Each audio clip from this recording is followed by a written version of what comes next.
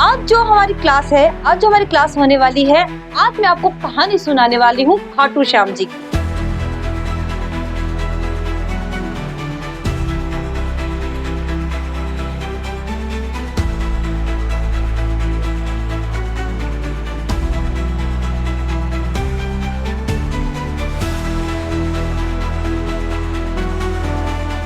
Hello guys, welcome to my class learning legacy class में आप सभी का स्वागत है। तो बच्चों, कैसे हो आप? आशा करती हूँ आप हमेशा की तरह स्वस्थ, मस्त और व्यस्त होंगे। तो बच्चों, आज जो हमारी क्लास होने वाली है, आज मैं आपको कहानी सुनाने वाली हूँ खाटू श्याम जी की, जो कि हमारे राजस्थान के सीकर जिले में एक बहुत ही भव्य सुंदर सा मंदिर है। उसकी क्या स्टोरी है, उसकी क्या कहानी है, उसका क्या इतिहास है, इसके बारे में मैं आपसे जानकारी साझा करना चाहती हूँ। आप लोगों को बताना चाहती हूँ कि उसकी पौराणिक कहानी क्या है, पौराणिक स्टोरी क्या है। तो बने रहिए मेरे साथ लर्निंग लेगेसी। तो बच्चों, आपको पता है कि जो हमारे राजस्थान में सीकर जिले में जो खाटू श्याम जी का मंदिर है, उसकी कहानी क्या है? तो कहानी कुछ इस प्रकार है बच्चों कि पौराणिक प्राचीन काल में जब महाभारत का युद्ध हो रहा था, तो क्या है कि जो हमारे भीम के पोते, भीम का बेटा कौन होता है? घटोत्कच। अब घटोत्कच का बेटा होता है बर्बरिक। इस समय क्या होता है कि महाभारत का युद्ध होता है। तो उस समय जो बर्बरिक अपनी माता को कहता है कि मुझे भी महाभारत का युद्ध देखना है। तो उसकी माता कहती है कि बेटा, तू जा रहा है युद्ध में, लेकिन जो हारने वाला पक्ष हो तो उसका साथ देना। अब बर्बरिक जो था, बहुत बड़ा योद्धा था। वो भी क्या था?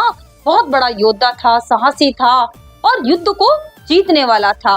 तब वो महाभारत के युद्ध में जब जाता है, और वो दानवीर भी बहुत था। भगवान श्री कृष्ण उसकी दानवीरता को बहुत अच्छे से जानते थे। जब वो महाभारत के युद्ध में जाता है, तो भगवान श्री कृष्ण क्या करते हैं? उसकी दानवीरता की परीक्षा लेने के लिए क्या करते हैं? ब्राह्मण वेश में आते हैं बर्बरिक के पास। तो बर्बरिक के पास में जब आते हैं, तो उसकी दानवीरता की परीक्षा लेने के लिए भगवान श्री कृष्ण क्या करते हैं? उसका शीश मांगते हैं। तो बर्बरिक समझ जाता है कि ये शीश मांगने वाले कोई साधारण पुरुष और ये ब्राह्मण तो नहीं है, ये तो कोई अलौकिक पुरुष ही है। तो उस समय बर्बरिक क्या करता है? शीश काट के देने से पहले भगवान श्री कृष्ण से कहता है कि अपना अलौकिक और विराट स्वरूप उन्हें दिखाए। तो भगवान श्री कृष्ण क्या कहते हैं? भगवान श्री कृष्ण उनको अपना अलौकिक रूप दिखाते हैं, विराट स्वरूप दिखाते हैं, और उसकी भक्ति से प्रसन्न होकर, उसकी दानवीरता से प्रसन्न होकर क्या कहते हैं कि उसका शीश लेके, और फिर क्या कहते हैं, उनको वरदान देते हैं कि आप क्या करोगे?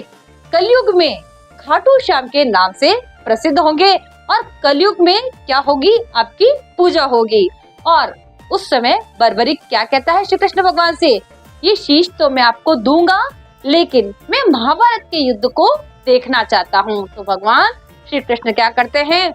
उनका शीश लेकर एक पहाड़ी पर उनको रख देते हैं, और पूरा महाभारत का युद्ध बर्बरिक क्या करता है? अपने शीश से देखता है, और इस भक्ति से प्रसन्न होकर भगवान श्री कृष्ण उनको क्या नाम देते हैं? हारे का सहारा खाटू श्याम जी हमारा। तो भगवान श्री कृष्ण उनको वरदान देते हैं कि कलयुग में जो भी आपको पूजेगा, जो आपकी आराधना करेगा, जो आपको मानेगा, उसकी सबकी मनोकामनाएं पूर्ण होगी। तो इस प्रकार हमारे खाटू श्याम जी का मंदिर खाटू में बना हुआ है, और उस पहाड़ी पर क्या हुआ? हमारे खाटू श्याम जी का सिर जब प्राप्त हुआ था, तब ये मंदिर बनाया गया। और आज भी क्या है, हमारे सीकर जिले में जो खाटू श्याम जी के मंदिर में लोग जब आते हैं, जो अपनी इच्छाएं लेके आते हैं, मनोकामनाएं लेके आती है, सबकी मनोकामनाएं क्या होती है? पूर्ण होती है। और जो हमारे खाटू श्याम जी है, वो क्या करते हैं? जो भी श्रद्धालु वहाँ आता है, वो जो अच्छे मन से आते हैं, उनकी सबकी क्या करते हैं? मनोकामनाएं पूर्ण करते हैं। तो बच्चों, कैसी लगी हमारी खाटू श्याम जी की स्टोरी? आशा करती हूँ आपको खाटू श्याम जी की स्टोरी, कहानी बहुत पसंद आई होगी। यदि आपको कहानी पसंद आए तो आप क्या करोगे? लाइक करोगे, शेयर करोगे, सब्सक्राइब करोगे और कमेंट जरूर करोगे। जिसका कोई नहीं जगत में उसके बाबा श्याम, जिसका कोई नहीं जगत में उसके